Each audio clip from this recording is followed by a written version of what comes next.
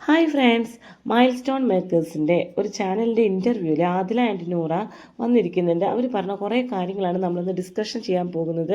അതിന് മുന്നേ എൻ്റെ ചാനൽ എല്ലാവരും സബ്സ്ക്രൈബ് ചെയ്യുക, ഷെയർ ചെയ്യുക, ലൈക്ക് ചെയ്യുക, ബെൽ ബട്ടൺ കൂടി അമർത്തിക്കോളൂ കേട്ടോ. ഓക്കെ, ഇവർ രണ്ടുപേരും പറയുന്നത് ഞങ്ങൾക്ക് ബിസിനസ് ചെയ്യാൻ ഭയങ്കര ഇഷ്ടമാണ്. ഇപ്പോൾ കാശൊക്കെ കുറേ ഉണ്ടല്ലോ, അപ്പോൾ അതുകൊണ്ട് ബിസിനസ് ചെയ്യാം. അപ്പോൾ ട്രാവലിങ് അവർക്ക് നന്നായിട്ട് ഇഷ്ടമാണ്. അത് വെച്ചിട്ട് ഞങ്ങൾ സ്റ്റാർട്ട് ചെയ്തിട്ടുണ്ട് എന്നൊക്കെ പറയുന്നുണ്ട് കേട്ടോ. ഇനി ഒരു ബിസിനസ് ചെയ്യട്ടെ, ഇപ്പോൾ ജോലിയൊക്കെ രാജിവെച്ച് ഇരിക്കുകയാണല്ലോ. ഇനി ഇവർ തമ്മിൽ ആദ്യമായിട്ട് കണ്ടുമുട്ടിയപ്പോൾ എന്താണ് ചോദിച്ചതെന്ന് ചോദിക്കുന്നുണ്ട് കേട്ടോ. ഈ ഇൻ്റർവ്യൂവർ ചോദിക്കുന്നുണ്ട്. അപ്പോൾ പറയുന്നുണ്ട്, അതിൽ ചോദിച്ചു നൂറയോട്, നിനക്ക് ഭയങ്കര ജാടയാണോ എന്നൊക്കെ. ആദ്യമായി കണ്ടപ്പോൾ ചുണ്ടൊക്കെ ഭയങ്കര ഇഷ്ടപ്പെട്ടു എന്നൊക്കെ പറയാറുണ്ടല്ലോ. പിന്നെ I love you I love you എന്ന് ഇവർ രണ്ടുപേരും അങ്ങോട്ടും ഇങ്ങോട്ടും തിരിച്ച് പറയുന്നുണ്ടായിരുന്നു എന്നാണ് പറയുന്നത്. അങ്ങനെ പിള്ളേർക്കൊക്കെ ഡൗട്ട് തോന്നി, ഇവർ രണ്ടുപേരും എന്താ ഐ ലവ് യു അങ്ങോട്ടും ഇങ്ങോട്ടും പറയുന്നതെന്ന് പറഞ്ഞു. പിന്നെ ഇവരുടെ ഫോണിൽ നിന്നിട്ടാണ്, പിള്ളേരുടെ ഫോണിൽ നിന്നിട്ടാണ് ഇവർ വിളിക്കാറുള്ളത് അങ്ങോട്ടും ഇങ്ങോട്ടും. അങ്ങനെ ഇവർക്ക് ഡൗട്ട് തോന്നി എന്നൊക്കെ പറയുന്നുണ്ട്. പിന്നെ ടീച്ചേഴ്സ് കോപ്പി അടിച്ച് പൊക്കി ഇവരെ. പൊക്കി കഴിഞ്ഞപ്പോൾ ആദിലേനാണ് ആദ്യം പൊക്കിയത്. അപ്പോൾ എന്താണ്, ബോക്സിൽ നിറച്ച് കുറേ കടലാസുകൾ, ഒരു ടെക്സ്റ്റ് ബുക്ക് മുഴുവൻ കീറി വെച്ചിട്ടുണ്ട്. അപ്പോൾ ആദില പറയാണ്, ഏതോ ഒരു ജന്തു ഞങ്ങളെ പൊക്കിയെന്ന്. അവർ ചെയ്ത തെറ്റിനെയല്ല അപ്പോഴും ഉയർത്തി കാണിക്കുന്നത്, ആ ടീച്ചർ പൊക്കി, ആ ടീച്ചറെയാണ് ഏതോ ഒരു ജന്തു ഞങ്ങളെ പൊക്കിയെന്ന് പറയുന്നത്. അതുപോലെ തന്നെയാണ് സ്വന്തം ഉപ്പാനും ഉമ്മാനും ഇവർ പറയുന്നത്. ഉമ്മയ്ക്കാണ് ആദ്യം മനസ്സിലായത്, ചാറ്റൊക്കെ ചാറ്റ് പിടിച്ചപ്പോൾ ഇവരെ ചാറ്റ് ശരിക്കും ആണുങ്ങൾ ചാറ്റ് ചെയ്യുന്ന പോലെയാണ്. അപ്പോൾ അത് കണ്ടപ്പോൾ ഉമ്മയ്ക്ക് മനസ്സിലായി. അപ്പോൾ ഉമ്മ നൂറോട് അപ്പം തന്നെ പറഞ്ഞു, വേറെ കല്യാണം കഴിച്ചു തരാം എന്നൊക്കെ പറഞ്ഞു നോക്കി. പക്ഷെ അതൊന്നും ഫലവത്തായില്ല. അപ്പോൾ നൂറ പറയുന്നത് എന്താണ്, അവരുടെ കൂടെ ഞങ്ങൾ നിന്നിരുന്നെങ്കിൽ എൻ്റെ ലൈഫ് തകർന്നേനെ എന്ന്. ഇത്രയും നന്നായി നോക്കുന്ന ഉപ്പയുടെ ഉമ്മയുടെ അടുത്ത് നിന്ന് എങ്ങനെയാണ് ലൈഫ് തകരുക? മനസ്സിലാവുന്നില്ല നൂറ. എന്തിനാണ് ഇങ്ങനെ കള്ളം പറയുന്നത്? ഒരു രക്ഷിതാക്കൾ ശരിക്കും നോക്കാത്ത മക്കൾ പോലും വലുതായി കഴിഞ്ഞാൽ നല്ല രീതിയിലാവുമ്പോൾ സ്വന്തം രക്ഷിതാക്കളെ നോക്കുന്ന പല സ്ഥലത്തും ഞാൻ കണ്ടിട്ടുണ്ട്. അപ്പോൾ നന്നായി നോക്കിയ മക്കളെ ഇതേപോലെ വലിച്ചെറിയുന്നതും ഞാൻ കണ്ടിട്ടുണ്ട് കേട്ടോ. രക്ഷിതാക്കളെ വലിച്ചെറിയുന്നതും കണ്ടിട്ടുണ്ട്. അതൊക്കെ അവരുടെ ഇഷ്ടം, എന്താ ചെയ്യട്ടെ. ചെയ്യുന്ന കർമ്മങ്ങൾ അവർക്ക് തന്നെ അനുഭവിക്കുമെന്ന് പറയാനുള്ളൂ. പിന്നെ ആദിലയുടെ കാര്യം പറയുകയാണെങ്കിൽ, ആദിലേനെയാണ് ഈ നൂറയുടെ പാരൻസ് എപ്പോഴും കുറ്റാക്കാറെന്ന് പറയുന്നത്. അതായത് നൂറയ്ക്ക് ഇങ്ങനൊരു രോഗം വരാൻ കാരണം, ഇത് രോഗം എന്നാണ് അവർ പറയുന്നതെന്ന് പറയുന്നത്. രോഗം വരാൻ കാരണം ഈ ആദില കാരനാണ് എന്നും പറഞ്ഞ് ആദിലയുടെ പാരൻസിനെ വിളിക്കും. മര്യാദയ്ക്ക് കുട്ടീനെ വളർത്തിക്കോ, അവളിന്ന് ഇങ്ങനെയൊക്കെ അയക്കുന്നു എന്നുണ്ട് എപ്പോഴും വിളിക്കും എന്നാണ് പറയുന്നത്. അപ്പോൾ ആദിലൊക്കെ എന്ത് ചെയ്യും, അവിടുന്ന് ചീത്ത കേൾക്കും. അങ്ങനെയാണ്. അപ്പോൾ നൂറ പറയുന്നത്, എന്നെ കെട്ടിക്കാൻ വെച്ചൊരു വസ്തുവായിരുന്നു, ഒരുപാട് പേര് പെണ്ണ് കാണുന്നുണ്ടായിരുന്നു. ഇതൊക്കെ ഇത്ര തെറ്റാണോ? ഒരു പെൺകുട്ടി ഡിഗ്രിക്കൊക്കെ പഠിക്കുന്ന പെൺകുട്ടികൾ വീട്ടിലുണ്ടെങ്കിൽ ഒരുപാട് പേര് വന്ന് പെണ്ണൊക്കെ കാണും. അതൊക്കെ അവർക്ക് ഇഷ്ടമല്ലെങ്കിൽ ഇഷ്ടമില്ല, ഇഷ്ടമുണ്ടെങ്കിൽ ഇഷ്ടമുണ്ട് എന്ന് പറയാം. ഇതൊക്കെ തെറ്റാണ്. ഇതൊക്കെ ഉമ്മാടി ഉപ്പാടിയും പേരുള്ള വലിയ തെറ്റുകളാണ്, ഇവർ ചൂണ്ടിക്കാണിക്കുന്ന തെറ്റുകളാണ്. എന്നിട്ട് നൂറ പറയണേ, ഇങ്ങനെ കുറേ കാര്യം ഞങ്ങൾ അനുഭവിച്ചിട്ടുണ്ടെന്ന്. പെണ്ണ് കാണാൻ വരുന്നതാണോ അനുഭവിക്കല്? ആദില പറയുന്നു, ഉപ്പയനൊക്കെ നല്ല രീതിയിലാണ് ആദ്യമൊക്കെ പറഞ്ഞത് കേട്ടോ. പക്ഷേ പിന്നീട് പറയുന്നു ആദില, ഫാദർ എന്നെ അബ്യൂസ് ചെയ്തു എന്ന്. ഇപ്പോഴും അതേ സ്റ്റാൻഡിൽ തന്നെയാണ് പിടിച്ചു നിൽക്കുന്നത്. ഇളാപ്പ ഭർത്താവായി നിൽക്കാമെന്ന് പറയുന്നു. ആദിലയുടെ ക്ലിയർ ആയിട്ടുള്ള വോയിസ് ഞാൻ കേൾപ്പിച്ചു തരാം കേട്ടോ. അതിന്റെ ഇടയ്ക്ക് ഞാൻ അബ്യൂസ്ഡ് ആയിട്ടുണ്ട് ആ ഒരു ടൈമില്. പിന്നെ ഫാദറിന്റെ അബ്യൂസ് ഉണ്ടായിട്ടുണ്ട്. പിന്നെ വേറെ റിലേറ്റീവ്സ് ഉണ്ട്, ഇളാപ്പ എന്ന് പറയുന്ന ആൾക്കാരുണ്ട്. അവരൊക്കെ മോശമായിട്ട് വാ, നിങ്ങൾക്ക് ഹോട്ടലിൽ പോവാ, നിങ്ങൾക്ക് ഞാൻ വേണമെങ്കിൽ നിങ്ങളുടെ ഭർത്താവായിട്ട് നിൽക്കാന്നുള്ള രീതിക്കൊക്കെ സംസാരിച്ചിട്ടുണ്ട്. പിന്നെ വിചാരം ഒരു കൂടെ കിടന്ന എന്തോ മാറും എന്നുള്ളൊരു സംഗതി. ഇതൊക്കെ നമ്മൾ കേട്ടും ഇത്ര അനുഭവിച്ച് വന്ന് നിൽക്കുമ്പോ എന്ത് സ്ട്രെങ്ത്തിലാണ് ഞാൻ പറഞ്ഞത് എനിക്ക് ഇപ്പോഴും അറിയില്ല. പക്ഷെ ആ ഒരു സംഭവങ്ങളൊക്കെ ആയിരിക്കും എന്നെ അങ്ങനെ ഷേപ്പ് ചെയ്ത് എനിക്കത് പറയാനുള്ളൊരു. എന്തൊരു നാണുണ്ട് എന്ന് നോക്കൂ. സ്വന്തം വാപ്പി ഉപ്പി നന്നായി നോക്കി എന്ന് പറഞ്ഞ ആൾക്കാരാണ് ഈ പറയുന്നത് കേട്ടോ.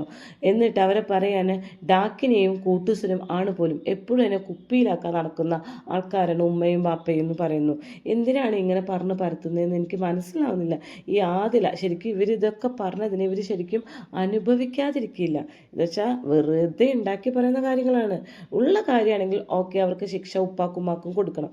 ഇല്ലാത്ത കാര്യങ്ങൾ വെറുതെ ഈ നൂറേ കിട്ടാൻ വേണ്ടി ആദില കെട്ടിച്ചമച്ച കഥയാണ് എന്ന് എല്ലാവർക്കും അറിയാവുന്ന സംഭവമാണ്. ഇനി ഒരു വോയിസ് കൂടി നിങ്ങൾ കേട്ടു നോക്കൂ കേട്ടോ. അവര് പഠിപ്പിച്ചിട്ടുണ്ട്, ഞങ്ങൾക്ക് ഭക്ഷണം തന്നിട്ടുണ്ട്, ഡ്രസ്സ് വാങ്ങി തന്നിട്ടുണ്ട്, പറയുന്നത് വാങ്ങി തന്നു, അതൊന്നും ഇല്ലാന്ന് പറയുന്നില്ല. അവര് പഠിപ്പിച്ചുകൊണ്ട് ഞങ്ങൾക്ക് ജോലിയുണ്ട്, ഇല്ലാന്ന് ഒരിക്കലും ഞങ്ങൾ പറയുന്നില്ല. അതൊക്കെ ഇപ്പൊ ഒരു കുട്ടി ഉണ്ടെങ്കിൽ അവർക്ക് പ്രൊവൈഡ് ചെയ്യേണ്ട ബേസിക് നെസസിറ്റീസ് ആണ്. ഓക്കെ, ഇപ്പൊ ഓൾക്ക് ആ കുട്ടീനെ വേണ്ടെങ്കിൽ ഓൾക്ക് അത് വേണ്ടാന്ന് വെച്ചാൽ മതിയായിരുന്നല്ലോ. എന്നാ പിന്നെ അത് പ്രൊവൈഡ് ചെയ്യണ്ടല്ലോ. അതിന്റെ കണക്ക് പിന്നെ നമ്മൾ വലുതായിട്ട് കേൾക്കേണ്ടി വരൂലായിരുന്നു. സോ അത് നമ്മൾ ഒരു കുഞ്ഞിന് പ്രൊവൈഡ് ചെയ്യേണ്ട ബേസിക് ആയിട്ടുള്ള കാര്യങ്ങളാണ് ഒരു പാരന്റ് എന്നുള്ള നിലക്ക് അല്ലെ. അതിനൊരു പ്രൈസ് ടാഗ് കൊടുത്തിട്ട് ഓക്കെ ഞാൻ ഇത് തന്നതിന് എനിക്ക് തിരിച്ചു കിട്ടണമെന്ന്, അതെന്നാ സ്റ്റാർട്ടിങ്ങിൽ തന്നെ ജനിക്കുമ്പോൾ തന്നെ ആ കൊച്ചിനോട് എഴുതി വെച്ചത് ഇത് കച്ചവടമാണ്, നിനക്ക് ഞാൻ തരുന്നത് ഇന്ന പ്രൈസ് ടാഗിൽ നീ എനിക്ക് തിരിച്ചു തരേണ്ടതാണ്, ഇത്രത്തോളം അതൊക്കെ പറയണം. അങ്ങനെയല്ലല്ലോ. ഇപ്പൊ ആര് കുഞ്ഞ് ജനിച്ചാലും നോക്കും ഇല്ലേ. നമ്മളൊരു പൂച്ചക്കുട്ടീനെ വളർത്തുന്നത്, നമ്മൾ അതിന് ഫുഡ് കൊടുക്കുന്ന, അതിന് കൊടുക്കണത് സർവൈവ് ചെയ്യണമെങ്കിൽ കൊടുക്കണം. അതിലെന്തെങ്കിലും വയ്യായികം വന്ന ഹോസ്പിറ്റലിൽ കൊണ്ടുപോകണം. അതൊക്കെ ബേസിക് ആയിട്ടുള്ള കാര്യങ്ങൾ. അതിനെ വെച്ചിട്ട് ഇങ്ങനെ പറയുന്ന ആൾക്കാരോട് ഒന്നും കൂടെ റീതിങ്ക് ചെയ്യാനേ പറയാൻ പറ്റത്തുള്ളൂ. അവരെ മക്കളോർത്തിട്ട് സഹതാപ തോന്നുന്നത്, പാവെന്ന് തോന്നുന്നുണ്ട്. വൃത്തികെട്ട ജന്മങ്ങൾ, അല്ലാതെ എന്താണ് ഇതിന് പറയുക? അവർ തന്നെ ഇത് അവരെ വായ കൊണ്ട് തന്നെ പറയുന്നത് എല്ലാം തന്നിട്ടുണ്ട്. ഇതിനപ്പുറം എന്താണ് അവർ തരേണ്ടത് നിങ്ങൾക്ക്? ഇതൊന്നും കൊടുക്കാതെ ഒരുപാട് മക്കൾ കേരളത്തിൽ വളർന്നു വരുന്നുണ്ട്. അത് കേരളത്തിൽ നിന്നല്ല, ലോകത്തിൽ വളർന്നു വരുന്നുണ്ട്. ഇതൊക്കെ നിങ്ങൾക്കറിയോ?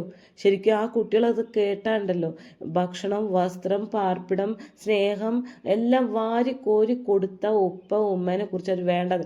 ഇവരിഷ്ടത്തിന് ഇവർ ലെസ്ബിയനാണ്, ഇവർ പോയിക്കോട്ടെ, സാരമില്ല. പക്ഷെ എന്തിനാണ് അവരെ വൃത്തികേട് പറഞ്ഞ് കരിവാരി തേച്ച് പോയത്? എന്നിട്ട് ബിഗ് ബോസിൽ വെച്ച് കരഞ്ഞുകൊണ്ട് പറയാണ് നമുക്ക് വരാൻ ആരുമില്ല, അവർ വന്നില്ല, ഉപ്പ വന്നില്ല, ഉമ്മ വന്നില്ല, ബ്രദർ വന്നില്ല, സിസ്റ്റർ വന്നില്ല. എന്തിന്? അവരെങ്ങനെ വരും? ഈ മാതിരിയാണ് അവരെ പറഞ്ഞു വെച്ചിരിക്കുന്നത്.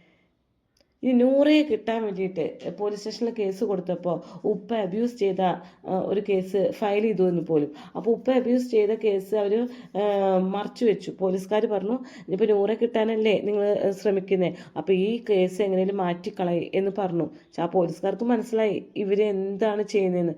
അങ്ങനെ ആ കേസ് അപ്പം ഞാൻ വേണ്ടാന്ന് വെച്ചു എന്നാണ് പറയുന്നത്. കാരണം എന്താ വെച്ചാൽ എനിക്ക് നൂറയാണ് വലുത്, ഇതല്ല എന്ന് പറയുന്നു. അങ്ങനെ പോലീസുകാരെ കൊണ്ട് ഉപ്പ പറയിപ്പിച്ചു എന്ന് പറയുന്നു. എന്നിട്ട് പോലീസ് സ്റ്റേഷനിൽ തന്നെയായിരുന്നു കുറച്ച് ദിവസം നിന്നത്. അധിക ദിവസം നിൽക്കാൻ പറ്റില്ലല്ലോ, ഉപ്പ അബ്യൂസ് ചെയ്ത കാരണം. അങ്ങനെ ഷെൽട്ടർ ഹോമിലേക്ക് മാറ്റി. അവിടേക്ക് ഉമ്മയൊക്കെ കാണാൻ വന്നപ്പോൾ 8 ദിവസത്തോളം അവിടെ നിന്നപ്പോൾ എനിക്ക് ഭയങ്കര സങ്കടമായി, ആരും ഇല്ലാത്ത സങ്കടമായി, ഉമ്മാനൊക്കെ കണ്ടപ്പോൾ ഭയങ്കര സങ്കടമായി എന്ന് ആതിരയാണ് പറയുന്നത്. അപ്പോൾ ഈ സമയത്ത് നൂറയെ വീട്ടിൽ ബ്രെയിൻ വാഷ് ചെയ്യേണ്ടായിരുന്നത് ആതിര നല്ല സുഖിച്ച് ജീവിക്കുകയാണ്, ഭക്ഷണം കഴിച്ച് സുഖിച്ച് ജീവിക്കുകയാണെന്നൊക്കെ പറയുന്നത്. അങ്ങനെ നൂറയോട് പറയാണ്, ആതിരോട് ചെന്ന് പറയും നീ എന്ത് ചെയ്യണം, ഈ വെറുതെ ഇങ്ങനെ ഓരോ ന്യൂസ് അടിച്ചിറക്കി വിടാതെ, ഇൻസ്റ്റാഗ്രാമിലൊക്കെ ഓരോ ന്യൂസ് വിടുന്നുണ്ടായിരുന്നു, അടിച്ചിറക്കി വിടാതെ ആതിരയോട് ചെന്ന് പറയാൻ നിർത്താൻ പറയുന്നു. അപ്പോൾ നൂറ അത് സമ്മതിച്ച് റൂമിൽ പൂട്ടിയിട്ട നൂറയെ കൊണ്ട് ചെന്ന് ആതിരയുടെ അടുത്ത് പറയാൻ ചെന്നപ്പോൾ ഉടനെ കാലുമാറി നൂറ എന്നാണ് നൂറ തന്നെ പറയുന്നത് കേട്ടോ. നൂറ പറയുന്നുണ്ട് ഉപ്പ എൻ്റെ അടുത്ത് സംസാരിക്കാറില്ല.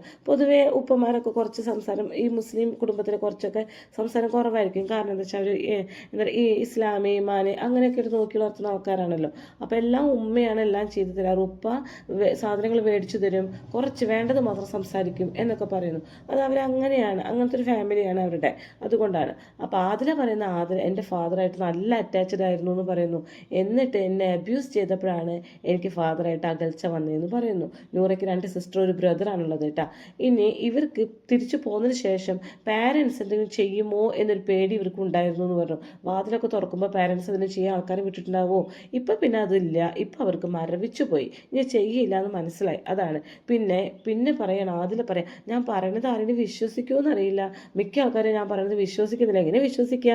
ബിഗ് ബോസിൽ ഞങ്ങൾ കണ്ടത് അങ്ങനെയാണല്ലോ ആതിലയുടെ സ്വഭാവം. ഒരു അക്ഷരം വായ തുറന്ന നോണയല്ലാതെ പറയില്ല ആതില.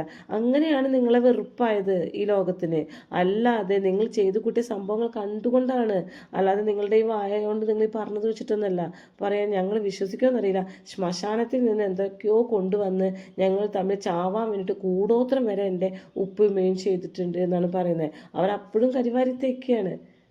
ഒന്ന് നോക്കി നോക്ക്. ഒരമ്മ എഴുതി എനിക്ക് ലെസ്ബിയൻ ആവാനായിരുന്നു ഇഷ്ടം, എനിക്കൊരു സ്ത്രീയുമായിട്ട് സെക്സ് ചെയ്യണതായിരിക്കും ഇഷ്ടം, പക്ഷേ എന്ത് ചെയ്യാം, എന്നെ വീട്ടുകാർ ഒരു പുരുഷനെ കല്യാണം കഴിച്ച് എനിക്കിപ്പോൾ മക്കളായി ഞാൻ സുഖമായി ജീവിക്കുന്നു എന്ന് ആ അമ്മ എഴുതി പോലും. അങ്ങനെയും ജീവിക്കാൻ പറ്റുമോ അപ്പോൾ? അല്ലേ? അവരുടെ മനസ്സിലെ ആഗ്രഹം. അപ്പോൾ ഇവർ പറയണ അവരുടെ മനസ്സിലെ ആഗ്രഹങ്ങളൊക്കെ സപ്രസ് ചെയ്തുകൊണ്ട്, വീട്ടുകാർ സപ്രസ് ചെയ്യിച്ചിട്ടാണ് അങ്ങനെ ചെയ്തതെന്ന് പറയുന്നു. പിന്നെ വീടിനുള്ളിലെ ഷോർട്സ് ഇടാറുണ്ട് ഇവർ, പുറത്തേക്കൊന്നും ഇടാറില്ല. അങ്ങനെ അവർക്ക് ചമ്മൽ മാറ്റിയത്, പുറത്തേക്ക് ഷോർട്സ് ഇട്ടിട്ട് പോയി അങ്ങനെ ചമ്മൽ മാറ്റിച്ചു. എന്തിനാണ് ഇഷ്ടമല്ലാത്ത സംഭവം ചമ്മൽ മാറ്റിച്ചിടുന്നേ? അല്ല, ഞാൻ ഡ്രസ്സിനോട് എതിർപ്പുള്ള ആളൊന്നുമല്ല കേട്ടോ. ഏത് വേണമെങ്കിലും അവർക്ക് ഇടാം, അവർക്ക് ഇഷ്ടമുള്ളത് അവർക്ക് ഇടാം. പക്ഷേ ഇത്രയും ചമ്മൽ മാറ്റിയിടേണ്ട ആവശ്യകതയൊന്നുമില്ല. ഇപ്പം ഇപ്പോൾ ഇവർ ഈ ഡ്രസ്സിങ്ങിനെ കുറിച്ചിട്ട് തന്നെ ഒരുപാട് പേര് ബിഗ് ബോസ് വെച്ചിട്ട് ക്രിറ്റിസൈസ് ചെയ്ത് വീഡിയോ ചെയ്തിരുന്നു. ഞാൻ ചെയ്തിട്ടില്ല. കാരണം എന്താണ്, അത് അവരുടെ ഇഷ്ടമാണ്.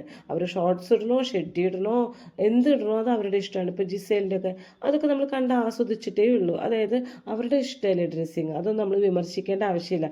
പക്ഷേ ഇഷ്ടമില്ലാത്ത സാധനം അടിച്ചേൽപ്പിച്ച് ഇട്ട പോലെയാണ് പറയുന്നത്. ഭയങ്കര ചമ്മലായിരുന്നു. അങ്ങനെ ഞങ്ങൾ അത് ഇട്ട് പുറത്തേക്ക് രാത്രി പോയിട്ട് ചമ്മൽ മാറ്റിച്ചിട്ടാണ് പിന്നെ ഇട്ടത്. പിന്നെ കാലൊക്കെ വാക്സ് ചെയ്യിച്ചിട്ടാണ് ഇട്ടത്. എന്തോരോ ബുദ്ധിമുട്ടുള്ള കാര്യങ്ങൾ അവർ പറയുന്നതെന്നൊരു ഇത് കണ്ടു കഴിഞ്ഞാൽ ഉണ്ടല്ലോ ശരിക്കും ദേഷ്യം നമുക്ക് വരും. ഓക്കെ.